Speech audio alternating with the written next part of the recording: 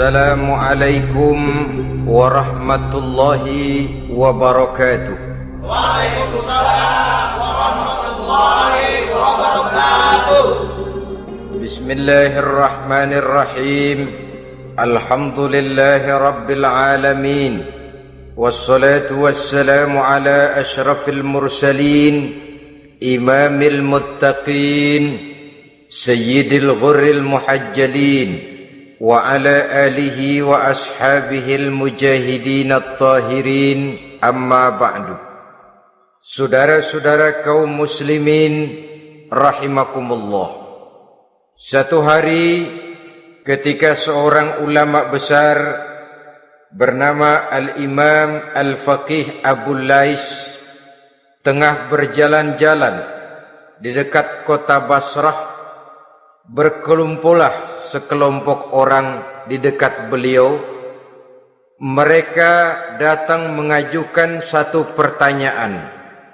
Imam, kami ingin bertanya. Di dalam Al-Quran itu Allah Subhanahu wa ta'ala menjelaskan, Ud'uni astajib lakum. Berdoalah kepadaku, aku akan jawab doamu. Mintalah kepadaku, aku kabulkan permintaanmu. Itu dan begitu janji Allah di dalam Al-Quran. Kami, kata orang-orang tadi, sudah lama berdoa kepada Allah. Tapi kenapa sampai sekarang doa kami ini belum dikabulkan? Katanya, Ud'uni astajib lakum. Kalau kamu berdoa, aku jawab, aku penuhi, aku kabulkan doamu. Itu janji Allah. Kami sudah lama berdoa pagi, sore, siang, malam. Nyatanya sampai sekarang doa kami belum dikabul-kabulkan. Ini bagaimana? Apa ayat Quran salah? Apa Tuhan lagi lempengan gak denger?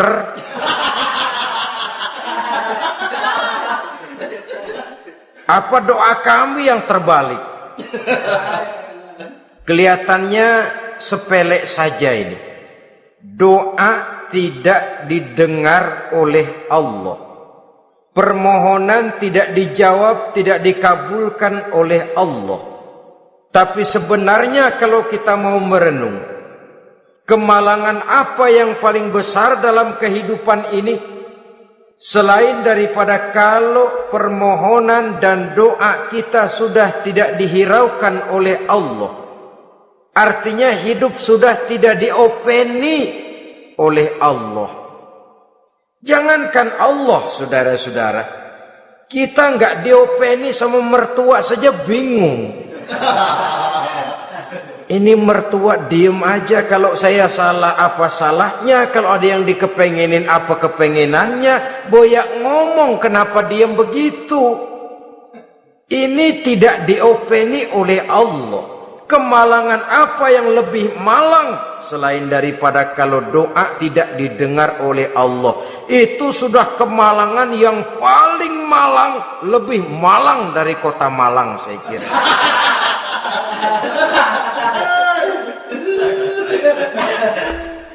Menghadapi pertanyaan ini, Imam Al-Faqih Abu Lais senyum.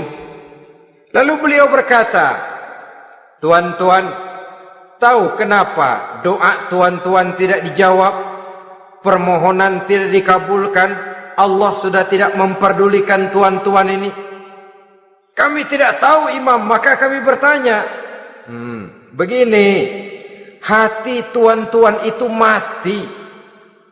Dari hati yang mati, channel tidak nyambung kepada Allah. Dari channel yang putus tidak ada getaran strom, bagaimana akan timbul gejala? Hatimu mati, jadi pantas kalau doa tidak dikabulkan, permohonan tidak dipenuhi, doa tidak terjawab, hatimu mati. Saudara-saudara kaum muslimin, dari hati yang mati ini, getaran tidak akan sampai ke hadratullah azza wa jalla. Nah, ini juga satu penyakit yang kita sangat khawatirkan, yaitu apabila hati kita sudah mati selagi jasad masih hidup. Artinya, jadilah kita bangkai berjalan di hadapan Allah Subhanahu wa ta'ala.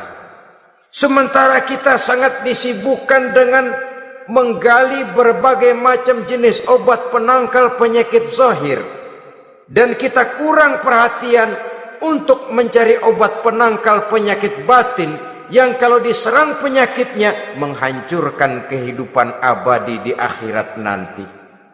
Perkembangan ilmu kedokteran nyata benar diikuti dengan perkembangan jenis-jenis penyakit. Makin maju ilmu kedokteran, makin modern penyakit. Ngerti juga rupanya itu penyakit. Dulu kita tidak kenal yang namanya AIDS. Kita tidak tahu yang namanya liver. Kita tidak kenal yang namanya stres. Paling yang banyak cika, masuk angin, dan sebagainya. Tapi baiklah. Penyakit-penyakit batin yang menyebabkan hati menjadi mati, dan dari hati yang mati doa tidak naik, tidak didengarkan oleh Allah Subhanahu wa ta'ala. Nah, kata orang-orang tadi, yang menyebabkan hati kami mati ini apa, Imam? Beliau menjawab, pertama, araftumullaha wa lam tu'tuhu haqqahu. Yang menyebabkan hatimu jadi mati, pertama, kamu kenal benar kepada Allah, tapi haknya untuk disembah, kewajibanmu untuk menyembah, tidak pernah kamu laksanakan. Bagaimana Allah tidak akan jauh dari kita kalau kita tidak akan mengadakan pendekatan kepadanya? Dan pendekatan kepada Allah hanya bisa kita tempuh melalui jalur kegiatan ritual ibadah. Allah akan terlalu jauh apabila kita hanya membicarakannya lewat filsafat dan renungan yang mendalam. Tapi Allah akan dekat dan terasa hadir dalam hidup apabila kita dekati Ia dengan pelaksanaan ibadah kepadanya. Kamu kenal Allah, tapi hakmu untuk menyembah, kewajibanmu untuk menyembah, haknya untuk disembah, tidak pernah kamu laksanakan. Kalau soal Allah kita kenal bukan main. Bahkan tidak hanya kita mengajarkan kenal juga kepada anak-anak kita. Kalau ditanya siapa pencipta matahari, bulan dan bintang? Allah. Siapa pencipta lautan, gunung, hutan belantara dan sungai-sungai? Allah. Siapa pencipta bumi, matahari dan sebagainya? Allah. Sembahyang apa enggak? Bagaimana nanti?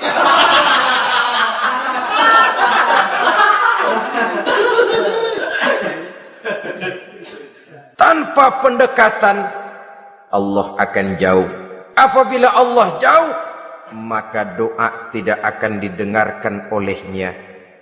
Oleh sebab itu, logika mengajarkan kepada kita, berpayahlah dulu, wa mal ladzatu illa ba'da ta'ab, inna ma'al usri yusra. Di balik kesulitan menunggu kemudahan. Nikmat baru akan terasa, kelezatan hidup baru akan terasa setelah kita jerih payah banting tulang peras keringat.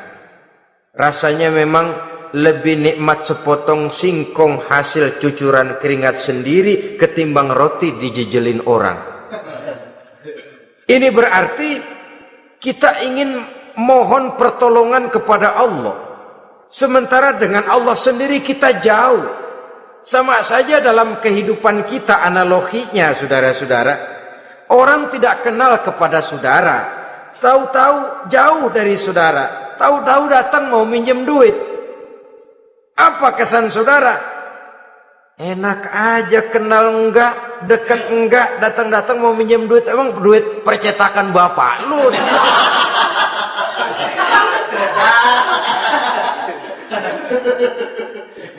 Sedangkan yang kita kenal, sedangkan yang kita bertemu tiap hari, sedangkan yang sering datang ke tempat kita, kalau satu saat dia pinjam duit, toh kita kadang-kadang masih mikir.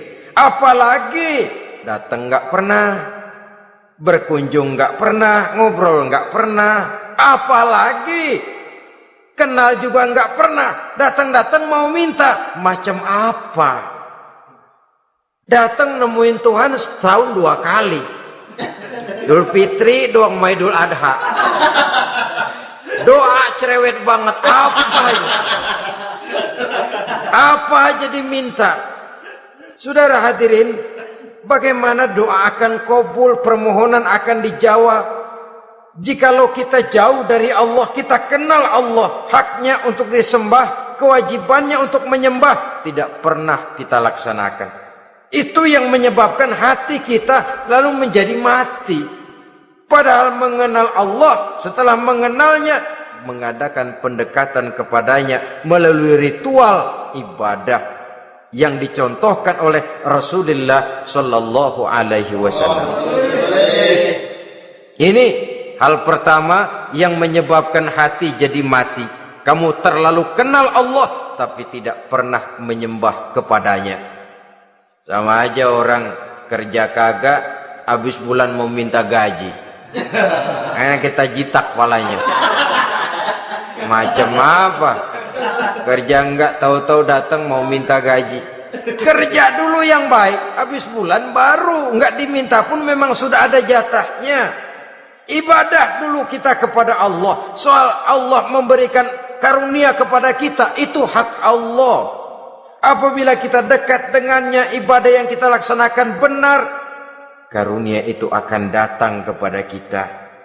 Saudara-saudara, yang kedua yang menyebabkan hati jadi mati, qara'tumul Qur'an walam ta'malu bih. Kamu baca Al-Qur'an tapi ajarannya tidak pernah kamu amalkan. Kamu baca Quran tapi isinya kamu injak-injak. Sehingga ada peringatan dari Rasul Sallallahu Alaihi Wasallam. Beliau bersabda, "Iza azzamat ummatid dunya wa fi riwayatin dinaron wa dirhaman nuzi'at minha haibatul Islam. Wa iza turikatil amru bil ma'rufi wan nahyu 'anil munkari hurimat 'alaihim barakatul wahyi. Wa iza tasabat ummati saqatat min 'ainillah." 3 peringatan keras tapi yang merupakan gejala penyakit kita umat Islam diperingatkan oleh Nabi kita. Pertama, iza azzamat ummatid dunya. Apabila umatku telah terlalu mengagung-agungkan dunia, apabila umatku telah jatuh menjadi umat yang materialistis, segalanya diukur dari sudut keduniaan saja, nuzi'at minha haibatul Islam, maka akan dicabutlah dari mereka kehebatan agama Islam. Hilang kehebatan Islam apabila kita jatuh menjadi umat pengagung dunia, penyembah materi. Nilai kita, keberadaan kita tidak dihargai orang lain. Orang memandang kita remeh saja. Orang Islam gak ada apa-apanya, bayar aja. Bisa dibeli, bisa diatur, bisa dikerjain, garap saja. Nuzi'at minha haibatul Islam, hilang dari mereka kehebatan Islam ini. Kenapa? Mereka telah mengagungkan dunia dan menjadikannya sebagai tujuan. Padahal dunia cuma alat, materi cuma alat, harta cuma alat. Yang kedua, wa iza turikatil amru bil ma'rufi wan nahyu 'anil munkari hurimat 'alaihim barakatul wahyi. Apabila telah ditinggalkan amar ma'ruf dan nahyi munkar, maka hilanglah keberkahan wahyu. Ini yang ada hubungannya dengan masalah kita. Kita baca Quran, kita tidak amalkan isinya. Bagaimana hati tidak jadi mati? Amar ma'ruf dan nahi munkar ditinggalkan orang, hilang keberkahan wahyu. Pada saat itu boleh jadi Quran ada, tapi cuma tinggal tulisan saja. Islam ada, cuma tinggal sekedar nama saja. Diseminarkan, disimposiumkan, dimuktamarkan, tapi tidak dijabarkan dalam kehidupan sehari-hari. Apabila amar ma'ruf dan nahi munkar telah ditinggalkan orang, hilang keberkahan Quran. Akibatnya apa? Apabila amar ma'ruf tidak lagi digalakkan orang, nahi munkar tidak dilaksanakan orang, lalu orang menilai sesuatu menurut seleranya sendiri. Mana yang ma'ruf, mana yang munkar, tidak ada lagi patokan utama. Kalau baik kata otaknya, dia kerjakan. Tidak baik menurut otaknya, dia tinggalkan. Agamanya adalah otak, berhalanya adalah akal. Akhirnya umat kehilangan pedoman. Tidak lagi jelas mana batas yang ma'ruf, mana batas yang munkar.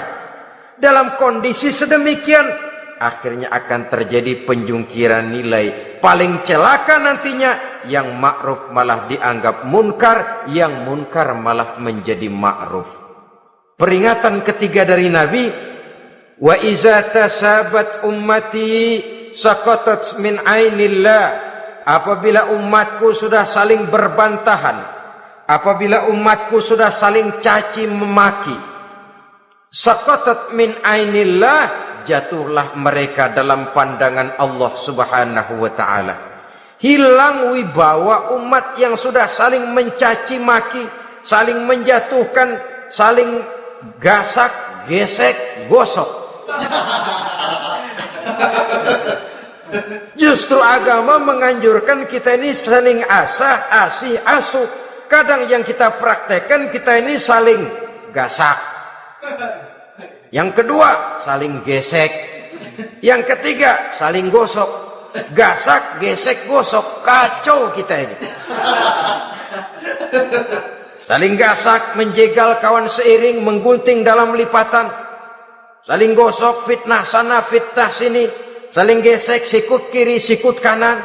Tidak peduli orang lain luka dan sebagainya. Yang penting dia bisa nangkring. Jatuh kita dalam pandangan Allah apabila umat sudah saling mencaci maki. Maka kita kembali kepada persoalan, hal kedua yang menyebabkan hati jadi mati, qara'tumul Qur'an walam ta'malu bih. Kita baca Al-Quran tapi ajarannya nyaris tidak kita amalkan di dalam kehidupan kita. Akibatnya hati lalu jadi mati. Itu yang kedua. Yang ketiga yang menyebabkan hati jadi mati dan doa tidak terjawab, idda'aitum annakum min ummati Muhammadin sallallahu alaihi wasallam wa lam ta'malu bi sunnatihi. Kamu mengaku, kamu memproklamirkan diri sebagai umatnya Nabi Muhammad, tapi sunnahnya tidak pernah kamu amalkan. Malahan perkembangan paling akhir bukan saja tidak mau mengamalkan sunnah, malah mengingkari sunnah. Inna lillahi wa inna ilaihi raji'un. Oh, Nabi Muhammad itu manusia biasa seperti kita. Sebagai manusia dia bisa salah. Dan ternyata hadis banyak yang palsu. Yang otentik cuma Quran. Selebihnya adalah sejarah. Tidak ada itu sunnah. Langsung saja kepada Quran. Oh, hadis itu bukan sumber hukum. Oh, tidak perlu mengamalkan sunnah. Saudara-saudara kaum muslimin, mengaku kita umat Nabi, tapi sunnahnya kita campakkan, tidak kita amalkan. Setelah tidak kita amalkan, kita campakkan. Setelah kita campakkan, kita ingkari pula. Inna lillahi wa inna ilaihi raji'un.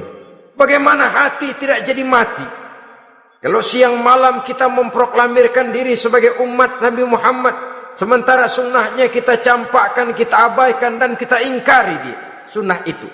Padahal jikalau sekarang kita mengenal Islam, jikalau kita sekarang mengerti halal haram, tahu hak batil, bisa memilah dan memilih antara yang ma'ruf dengan yang munkar, itu utamanya adalah karena jasa Nabi Muhammad sallallahu alaihi wasallam. Yang dari generasi ke generasi dilanjutkan oleh para sahabat, oleh tabi'in, oleh tabi'it tabi'in, terus oleh para ulama-ulama sampai kepada kita sekarang ini. Walaupun beliau hanya berfungsi sebagai penyampai, tapi kepribadiannya dijadikan model oleh Allah Subhanahu wa taala di dalam kita melaksanakan kehidupan beragama. Bahwa beliau manusia seperti kita, memang dalam arti unsur biologisnya ya manusia, punya darah, punya daging, punya hati, punya perasaan, bisa sedih, bisa gembira, tetapi beliau itu termasuk basyarun la kal basyar, manusia yang tidak seperti manusia pada umumnya, punya spesifik, dan itu wajar sebagai seorang rasul pilihan Allah, apalagi merupakan rasul pilihan dari sekian puluh pilihan. Bahwa jamrud itu batu memang, tapi nilainya kan berbeda dengan batu kolar. Satu truk batu kolar dengan barangkali segenggam batu jamrud, nilainya tentu jauh lebih mahal batu jamrud. Kalau soal batunya, sama batunya, tapi nilainya berbeda karena esensinya berbeda.